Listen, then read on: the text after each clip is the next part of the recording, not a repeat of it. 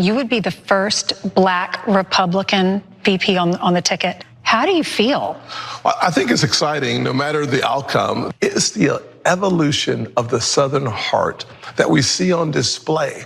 And we Southerners get so little credit for the progress we've made. The whole notion of judging a person on the content of their character, not the color of their skin, has happened. It's not going to happen. It's not around the corner. It's in the rearview mirror. We are living Reverend Dr. Martin Luther King Jr.'s dream. The time when Martin Luther King said that I dream one day that we could be judged on the content of our character, not the color of our skin. That time has come and gone, and it's behind us in America. This is somebody that is running for vice president on the Republican side. This is a Black man. And, you know, a lot of people already, you look at him and you already know what time it is. He done grew up in the South. And he's a good old boy. You understand? But Martin Luther King's dream was a nightmare, first of all. And it seems like they always want to refer back to Martin Luther King. You know, nobody ever talks about the comments that Martin Luther King made, you know, years after the I Have a Dream speech, where he basically said that the dream has become a nightmare. He also said that he felt that he was integrating his people into a burning house. He came to an understanding that integration probably wasn't the best idea. And because of that, a lot of, you know, Black people and minorities bank on Martin Luther King, on his speech and his stance on that day, on the I Have a Dream speech. Also, white America banks on it too. And they use that as the platform or the example and the template of how Black people should think and believe and how our outlook should be. But that's not the case. Now, he's going to say racism behind us. Right, Kev. Right, Black Dazzle. Absolutely delusional. Kev, he living in a fantasy land. You right about that. And he does love them.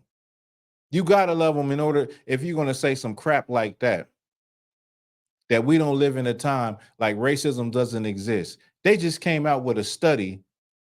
Well, not a study. They just came out with, you know, the lawsuit for Navy Federal Credit Union. I believe that was that this year or is that the end of 2023?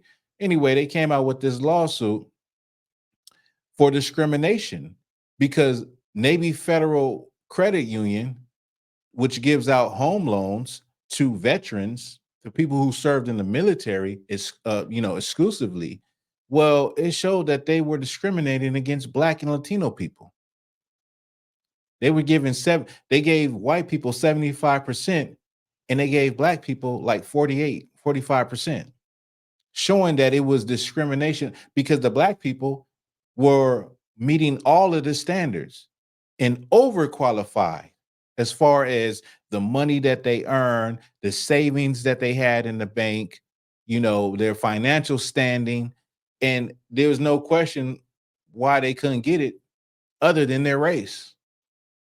And so this is a powerful institution that, like, you know, bank loans is deciding like where you're going to live, who's going to be in a certain part of the city, who can have a home in this part of the town or the city. That's a powerful institution.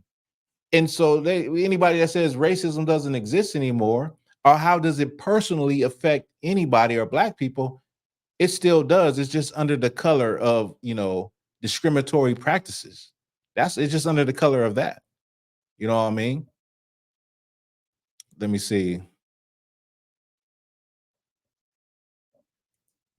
That's a perfect precept. Black Rain 303. It says, and those, what is this? This is First Maccabees 1:11. In those days when they're out of Israel, wicked men who persuaded many, saying, Let us go and make a covenant with the heathen that are round about us. That's spot on. That's spot on. That is spot on.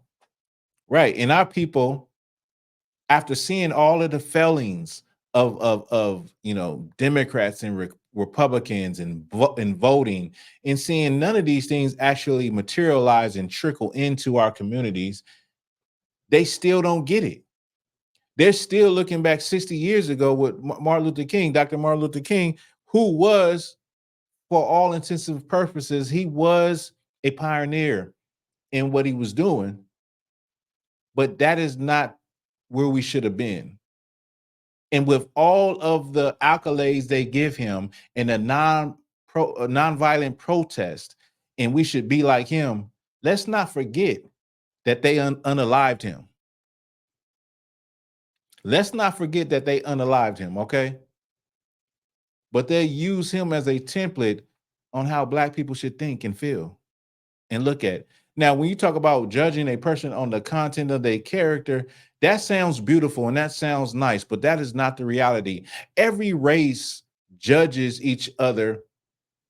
Maybe within your own race, you look at people like that, maybe. But when you're talking about one race and another race, you definitely are judged by the color of your skin. You definitely are pulled over because of the color of your skin. You definitely are followed in a neighborhood because of the color of your skin. You definitely are followed in a store because of the color of your skin. I can go on and on and on. People make judgments on us without ever getting to know who we are. You'll never get to know who I am. You'll make a judgment on me. You'll see braids in my hair.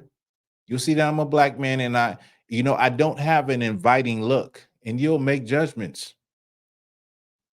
You'll think things about me without ever knowing me because the color of my skin. We don't live in a time, we will never live in a time like that. Like I said, you probably can get away with it within your own race, but even within your own race, you got Black people that look at other Black people like, I don't know, and make judgments that probably ain't fair, because a lot of us are brainwashed with the racial stereotypes that we learn from white supremacy. So we even have an evil eye towards other Black folk.